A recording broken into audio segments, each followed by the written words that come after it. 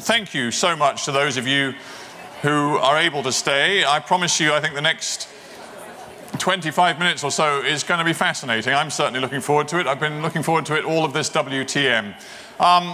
My guest in the hot seat is one of, I think, the most influential writers on travel and tourism that we have in the UK right now.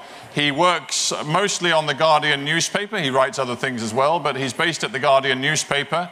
He writes on a whole host of environmental issues, many of them connected directly to travel and tourism. He even had a year living ethically, deciding to get all of the CO2 heavy stuff out of his life and just see what it meant to try to live a sustainable, environmentally friendly and ethical life.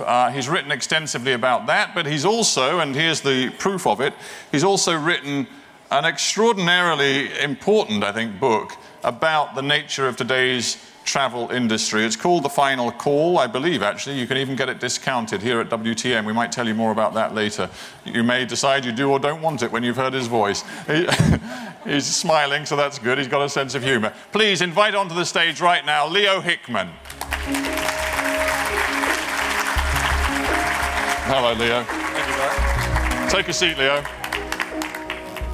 Now, I've been brandishing this book, Leo, and it has to be said, it is a book which, frankly, takes a really rather negative view of much that happens in the travel and tourism business. I just wonder whether coming here to WTM, you feel like a sort of special agent who's been flown in behind enemy lines. Is that the way it feels?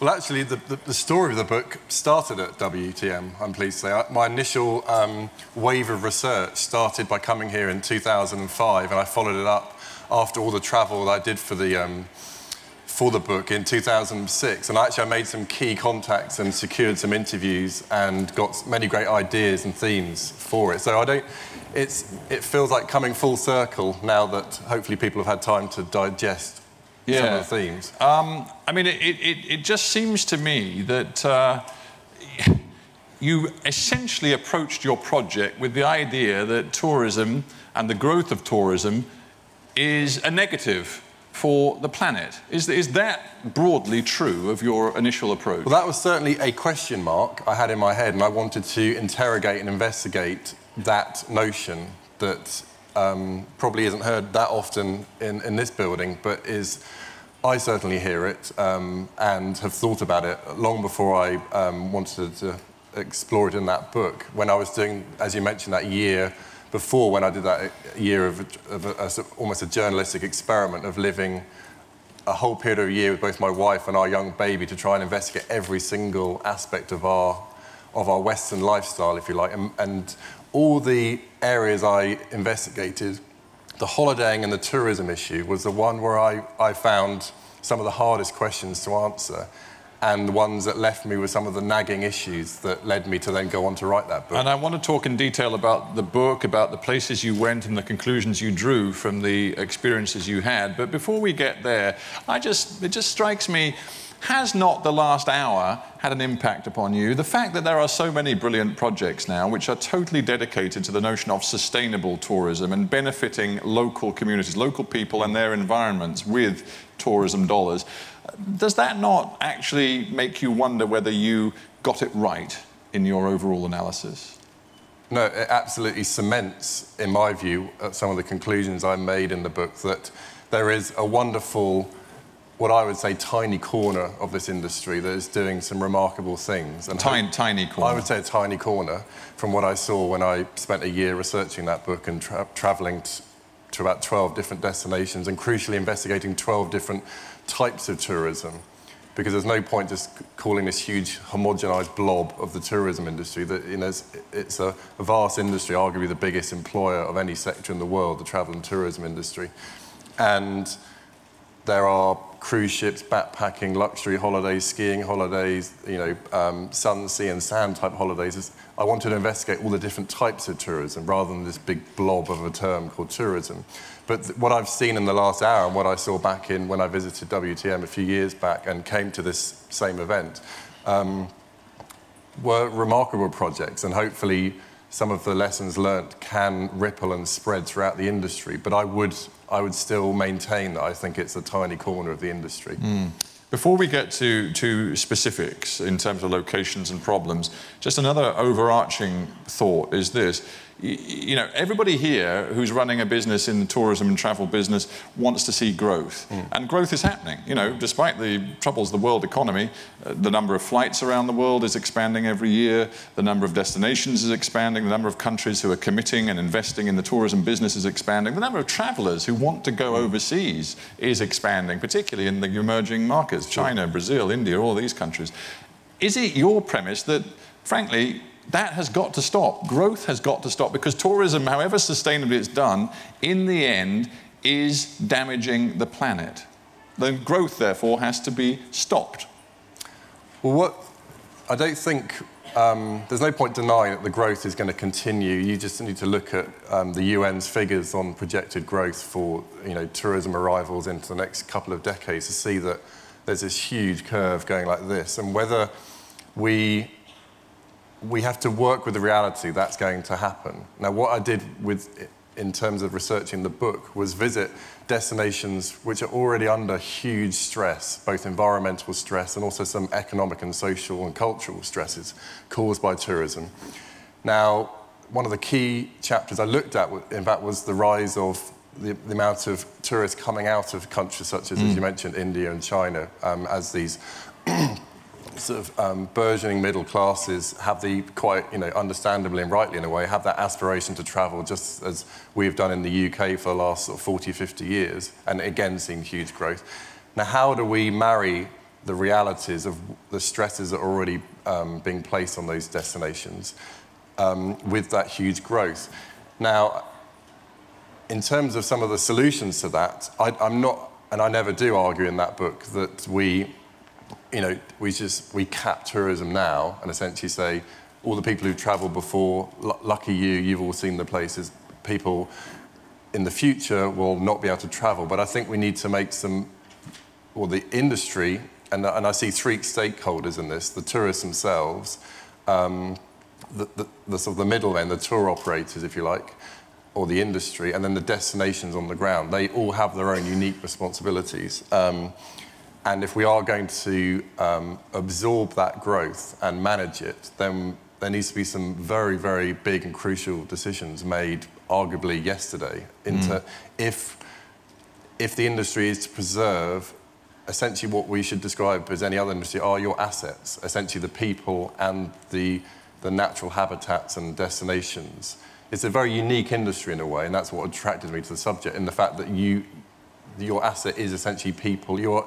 It's essentially people's homes, which is unlike any other industry. But you seem to take a very bleak view, because frankly there aren't many good guys in this book. There are an awful lot of bad guys. And you know, if one's looking at the big international tour operators, or even if one's looking at tourists, you basically seem to see them as having really very dodgy motives, frankly. Obviously the profit motive, but when it comes to tourists themselves, you describe them in many different chapters, whether it be on sort of sex tourism holidays or in the Spanish resorts or in Tallinn getting drunk on stag nights, as essentially, you know, exploitative, dirty, litter-strewn sort of groups who are just a negative on the places they visit. Are you sure that is anything like a fair reflection of the way people behave? There are many ranges of influence which I found in that book. Some of them are quite abhorrent, to be honest. Some of them, as we've heard in the last sort of half an hour or so, some of them can be a genuine positive force on the destination. But I think the industry needs to be absolutely honest with itself, that there are some very potent examples of bad practice, and both from the tourists themselves and also the industry encouraging some of those negative influences. So the industry, in a sense, plays upon the sort of less admirable sides of human behaviour, does it? And encourages them. Well, a good example for this is when I was in Thailand researching the chapter on sex tourism, I assumed that universally that the tourism ministries, the government, all the local officials would be working as hard as possible to eradicate that part of the industry in a strong... A hugely exploitative sector. Yeah, I mean, I don't think anyone in this room could say there's any positive or benefit. It's absolutely abhorrent, and some of the things I saw were awful, as anyone who reads that chapter will see. But I was kind of shocked. One of the most shocking things I saw was a Thai tourism document, essentially saying to come to Pattaya, one of the sort of tourism capitals of Thailand, if not the world, and essentially describing it in a brochure as a place where you can fulfill any fantasy, especially when it gets dark. Now, that kind of language, to me, was almost as shocking as some of the actual sites I saw and interviews I conducted when I was there. But that for me, is where the middlemen, if you like, the industry itself needs to really pull its act together, pull itself sharply up on some of the mixed messaging that it sends out on this. Do you think that, aside from the wonderful small projects we've seen today, that too many of the corporates who dominate so much of the travel business, they talk the language now of being people-friendly, community-friendly, sustainable and environmentally aware, but do you, when you've done the research across different parts of the world and looked at different tourism developments, do you think that that is so much greenwash? Yes, there's a massive fear, and I don't know if it's got much better in the few years that have passed since I researched that book. Well, that is a point, actually, because a lot of the research you did, what, 5 years ago? Yeah, I wonder whether you're aware of how things have changed in this business. This book was researched broadly. I wrote it in early 2007, and the year-long investigation and trips I made for it were conducted in 2006. So I'm sure there'll be people here who say, actually, we've worked hard on that particular issue and we've moved forward, and and I would be pleased and congratulate them that they have. But I also think, if I almost know, because I have monitored the industry since writing the book, with not quite to the level I did when I was doing the book, but I do notice still the same issues of you say, of greenwash. And of all the industries I've investigated, the food industry, fashion, construction, whatever it be, tourism is, to me, the guiltiest of greenwash. Yeah, I see some ridiculous sort of platitudes and statements made on behalf of the industry, particularly by the bigger tour operators. Did you approach any corporate CEOs within this sector and put to them that sort of charge? And I wonder what response you got. Well, I remember when I was at I can't remember if it was 2005 or 6 when I was here. I think it was the WTM 2006. I remember talking to a CSR executive at one of the big tour operators, and essentially asking them this question: you talk the talk, but honestly, show me the evidence that this is really trickling down and having an impact beyond what you say in the brochure. And I have to say, they were very.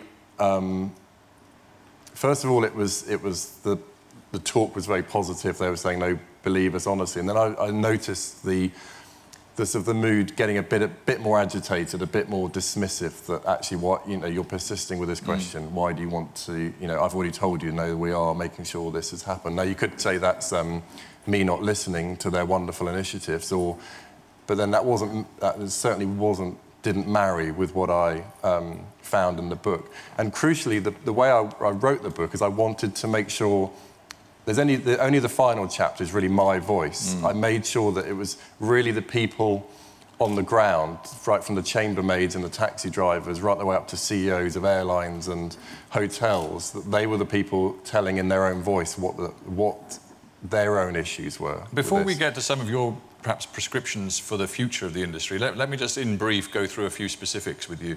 I mean, I was very taken by your chapter on Dubai, the Middle East, a region I know very well. I wouldn't say that I've spent a whole lot of time in Dubai, but your chapter on Dubai was extraordinarily damning. Is it your contention that the sort of resort development, the tourism that has been developed in that place should never have happened, and that in the future tourists should take the responsibility of avoiding places like Dubai because of the impact they're having on the environment? Well, the issue of boycotts is a very strong one. I wouldn't go as far to say people should use the term boycott, but what you picture is a place which is just destroying. Well, in environmental, there's an environmental angle that essentially it is a crazy place to have built a huge tourism hub, not particularly from Dubai's point of view, because obviously it makes sense for them, but sort of on a global picture, to have a hub where essentially everyone's got to fly sort of 5+ hours to get to it, probably a bit less so if they're coming from somewhere like India. But essentially if they're coming from the US, Australia or Europe, they've got to put in a serious long-haul flight to get there. Then you've got the issue of building, just to my eyes, kind of some crazy infrastructure. But why is it crazy?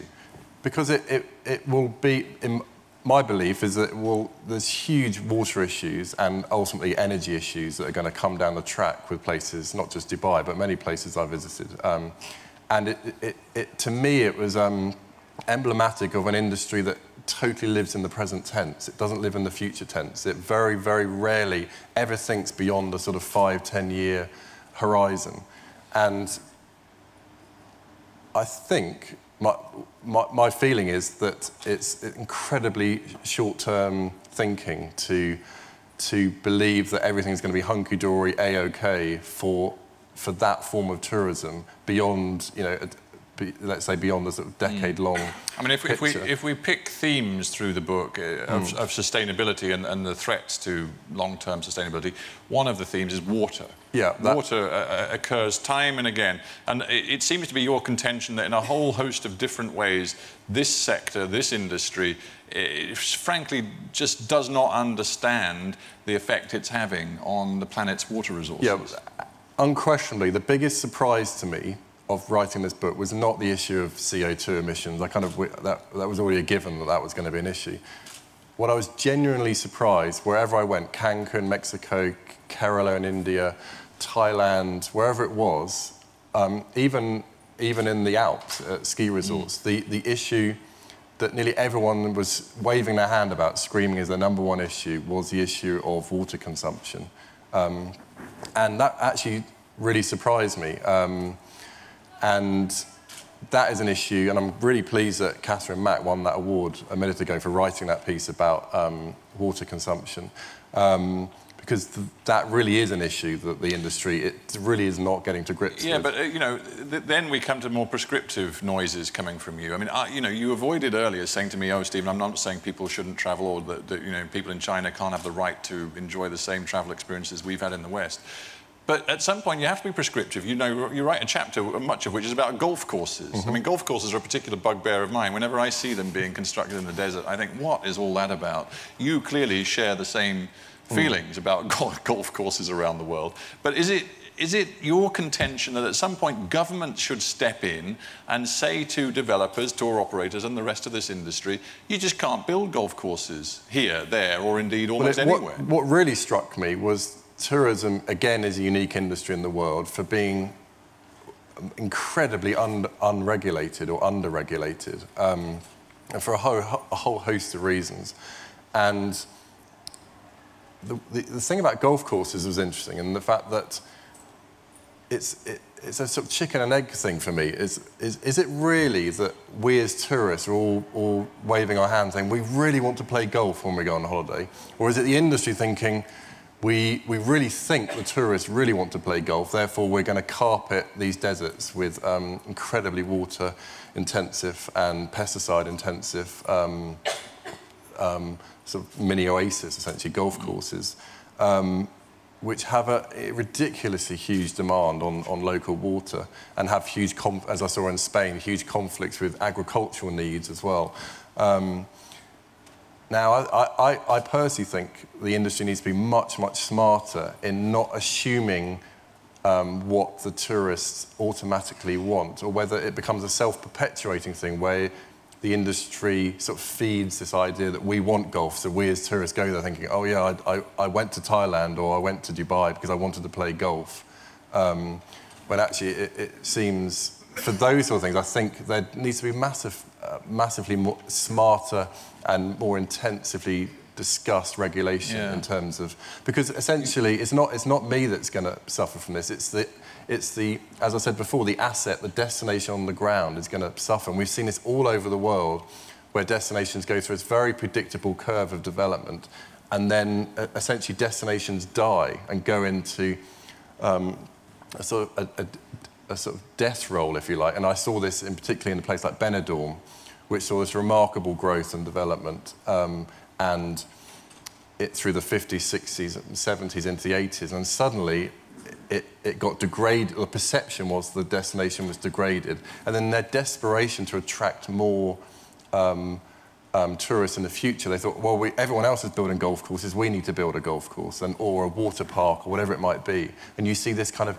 internationalized, homogenized, very bland kind of idea of what tourists want. They want minibars, they want infinity pools, they want spas, they want golf courses. And so you see this pattern being repeated, and essentially it dilutes what the appeal or the unique identity of a destination is.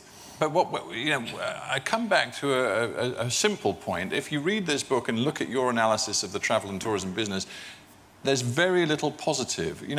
Do you not plead guilty to the charge that you have underwritten and underreported the massive positive benefits that all sorts of tourism, not just the wonderful niche work being done in today's award ceremony, but the overall general good that boosting a tourism sector can have for particularly developing countries? I mean, it has a huge economic positive effect in many, many countries. Does it not? I definitely wouldn't agree with your idea that I've essentially intentionally downplayed or overemphasised the negatives.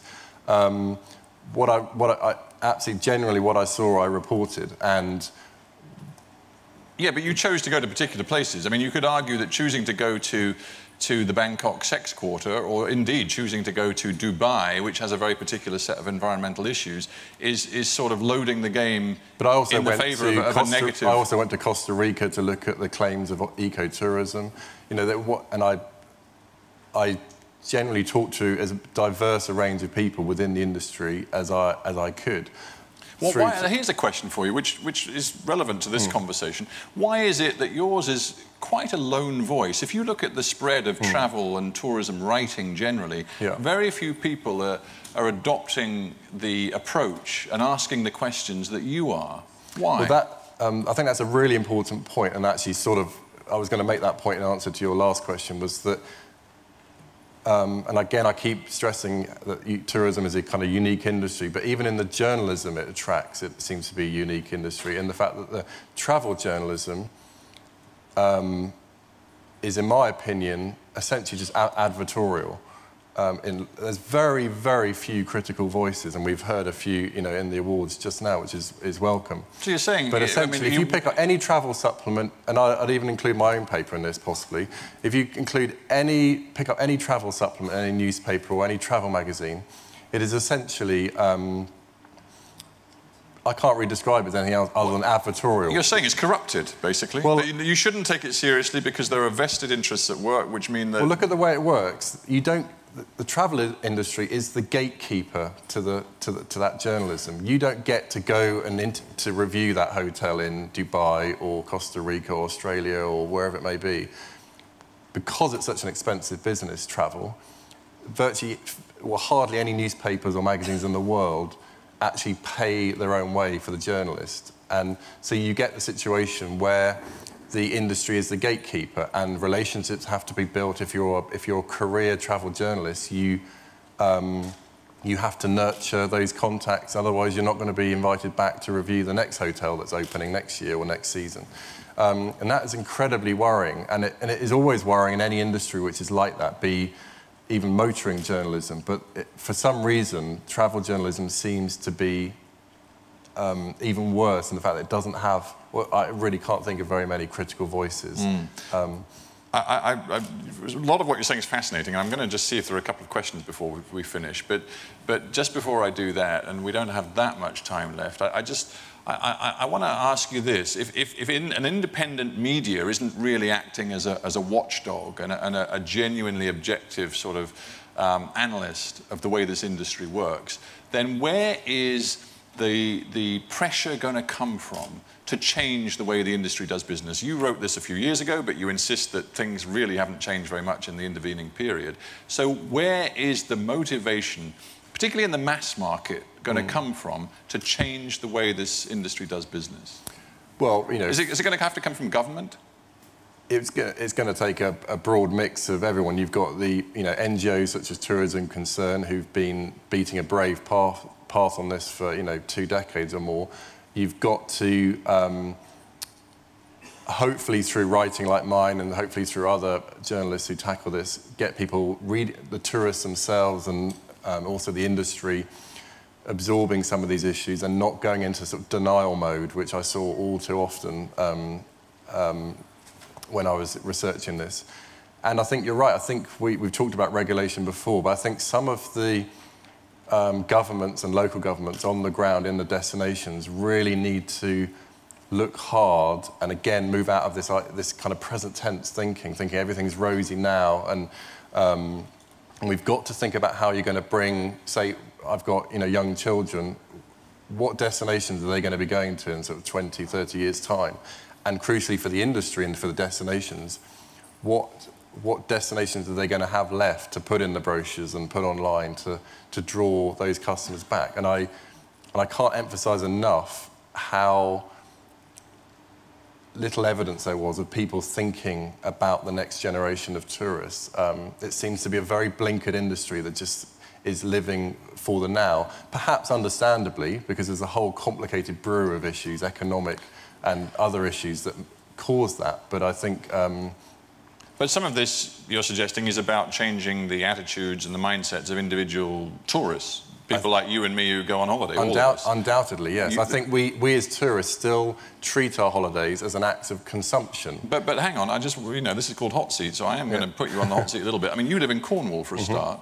Are you suggesting that you would like to see fewer tourists come to your neck of the woods? Because I suspect many people who live around you would think that was insane.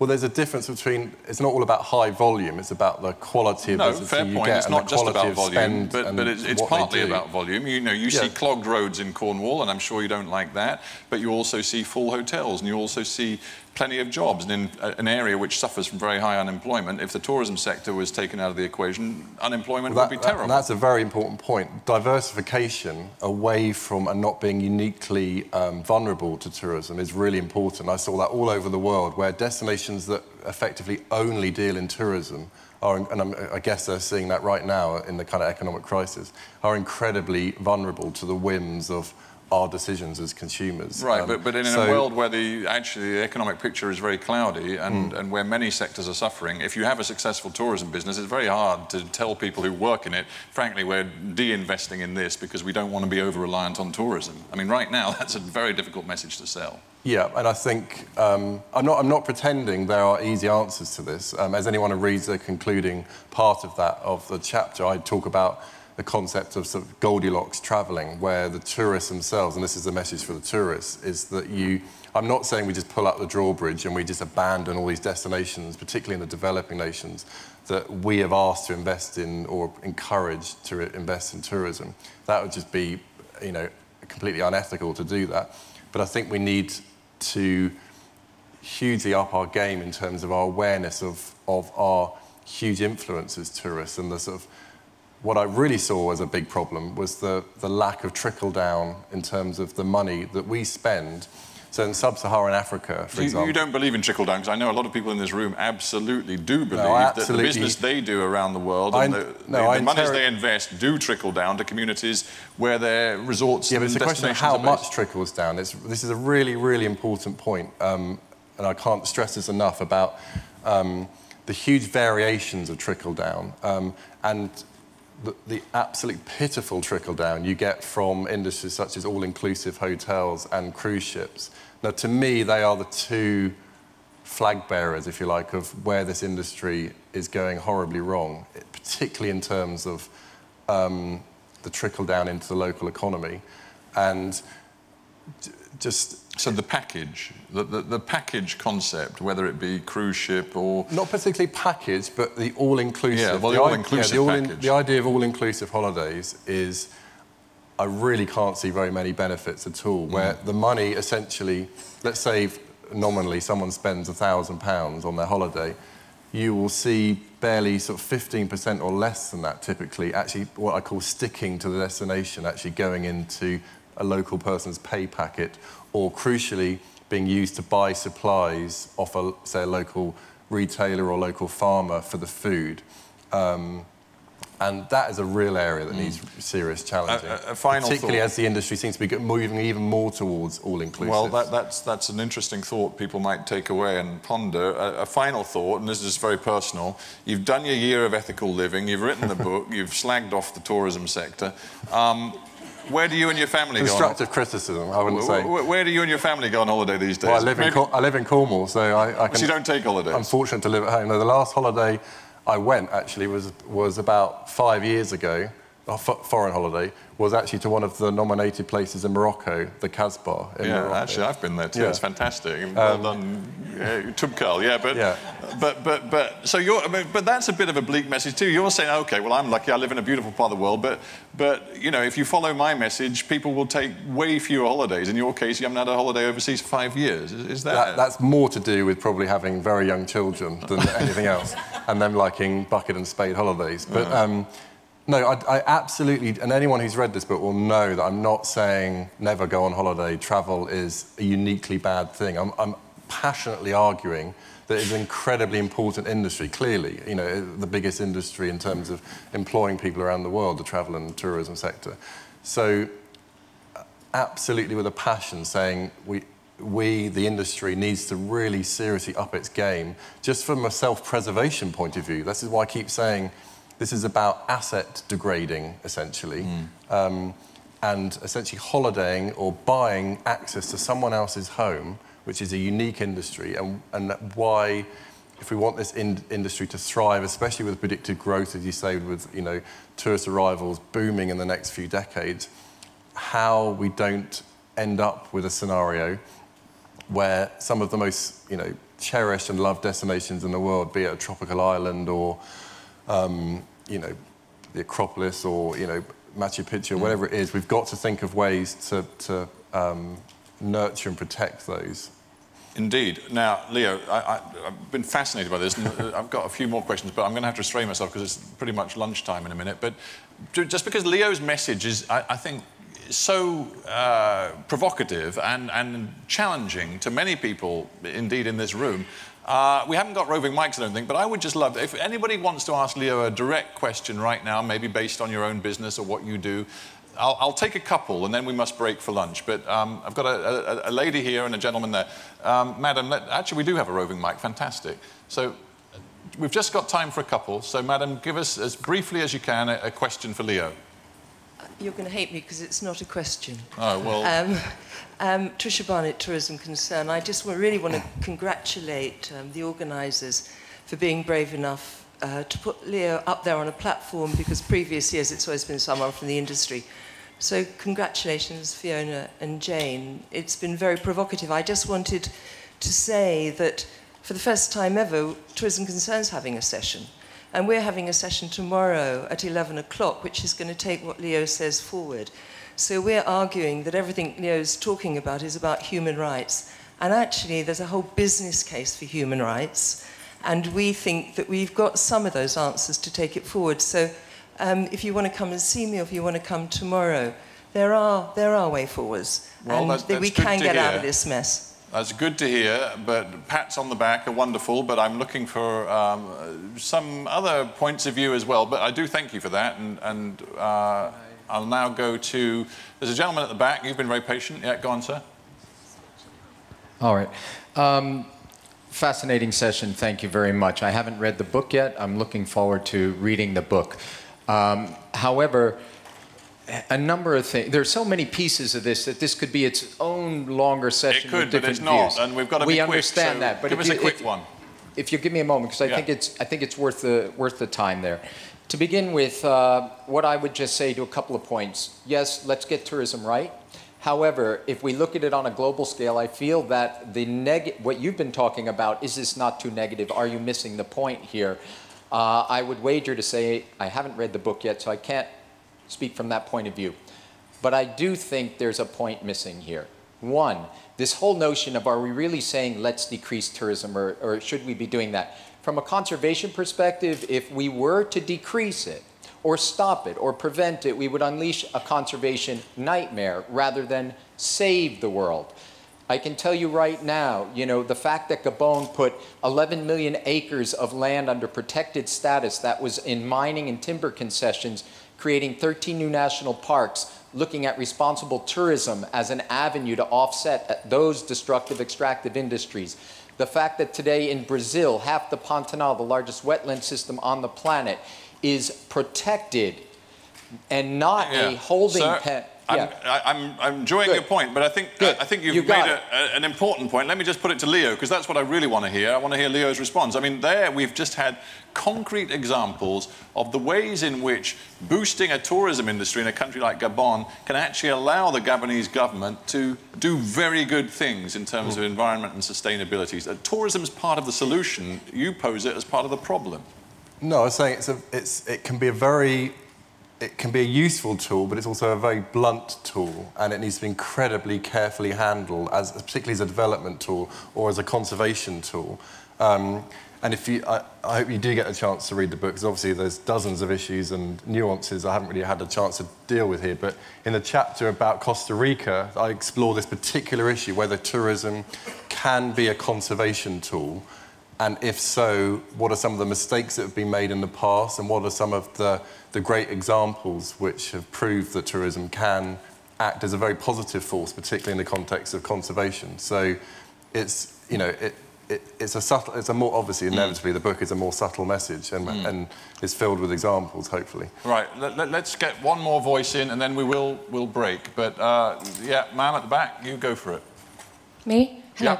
Yeah. Catherine Mack. I think Leo... Catherine, yeah, well... Leo, the book is fantastic, and I recommend everyone reads it. It's an extraordinary piece of journalism. Leo, I was wondering, do you think there will ever be a time when we can get all the media, travel media editors around the table to discuss their responsible tourism practices? Because you rarely see, and I'm going to talk myself out of so many jobs, but you rarely see a travel editor at a responsible tourism debate. Do you think that will ever happen? Well, you know, I was in the very fortunate position, and in fact, part of the reason why I wanted to do the book is I'm not a travel journalist. I know I sort of billed as a travel writer, but I'm essentially not a travel journalist. So no one owes me anything. I don't owe anyone to anything, so I could just... Did any of the trips you made, were they paid for? Yeah, and I make a full... this is a crucial point. I make that direct declaration at the very end of the book. I lay out, at the end of the book, who did what, where, why, when. Right, but Because I think that the travel journalists, the journalism, this should be crucial. I've argued with this at The Guardian before, that at the end of every article, it should absolutely clearly state who paid for this trip. It's a general... You know this about the honesty and the openness of journalism. Yeah. It's incredibly important for trust, if not nothing else. Absolutely. But wouldn't it be better if actually all journalist trips were paid for by their news organisations? It would just get rid of that whole question of whether there can be absolutely. And there's been a few papers over the years, independent and things, who've dabbled in this and tried to play at this, but it's just incredibly expensive business, you know, and journalism is as cost-constrained as any other industry, and therefore it's incredibly tempting if someone from a tour operator or a new fancy hotel says, here's a nice trip for the editor or for your key travel journalist to come and review our hotel, and guess what? The review is positive, you know, surprise, surprise. Yes. But just on the final point then, Catherine's saying, you know, is there any chance you believe that the travel writers can sort of change the nature of the game by acting collectively, yes or no? I personally think that the world of travel and journalism, particularly in newspapers, will probably continue, sadly, because of the way it's so reliant on the advertising. I'm hoping the internet and blogging and things like this will be the area where some of the critical voices, hopefully on the ground as well, some of the interviews, particularly in places like Kerala in India, some of the most passionate voices I heard were people who bravely stood up and said, actually, in front of organisations such as the WRTD, said some pretty brave things and some hard truths about their industry, and that's far more effective than, say, me do. All I can do is repeat what the people were saying on the ground. Yeah, and a final thought. You mentioned the WTTC. Is it your contention that a lot of these sort of international multilateral tourism organisations, thinking primarily of the UN's, you know, World Tourism Organisation, are they useless?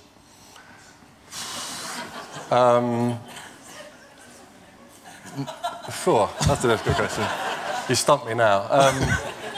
No, of course there's going to be some dialogue, but my main problem with them is they perpetuate a certain brand or type of tourism, this kind of internationalised, homogenised idea of tourism that we discussed it, the sort of the aircon, the mini bar, the kidney-shaped pool, the infinity pool, the golf course, all this kind of form of tourism is not necessarily bad per se, but it needs to be carefully planned and considered if you aren't just going to make the whole of the kind of global tourism estate, if you like, if we imagine the whole world as one huge estate of assets, to be essentially becoming more and more like the same. The reason why we all want to travel, or part of the reason, is we want to see different cultures, experience different I don't things. think that's true of everybody. No, not everyone. And there are people who just want to flop on the beach and they don't care whether they're in Spain, Italy or Dubai or whatever. Yeah. But I think that type of tourism is dying. I think the generation and the demands of tourists are getting increasingly sophisticated and are demanding more experience-based holidays. Is that the tourism industry promoting that message, or is it get to that question of, is it the chicken and egg? Exactly. Who's doing what? It comes back to that. Ladies and gentlemen, I think we have to end there, but please do give a very, very warm hand to Leo for a fascinating talk. Leo, thanks a million. Thank you very much. I would just echo something that was said a moment ago. I mean, it's great to have somebody like Leo who really has gone out and done an awful lot of legwork to look at the way tourism actually works on the ground around the world. Great to have him here and to recount some of those experiences and to try to draw some lessons from what he's seen around the world. Ladies and gentlemen, I don't have the list in front of me, but there are a heap of fantastic sessions this afternoon. I know they'll be in your catalogues and your WTM sort of itineraries. So do try to catch them, not least the one I'm running, which of course is going to be excellent, at 4 o'clock, which is looking at the impact of the BRICS economies, you know, the Brazil, Russia, India, China, South Africa, the powerful emerging economies and the way they're reshaping the tourism industry. That's at between 4 and 5. There are many other sessions this afternoon. Please get to as many as you can. And I thank you for being here and being such a great audience this morning. Thank you very much.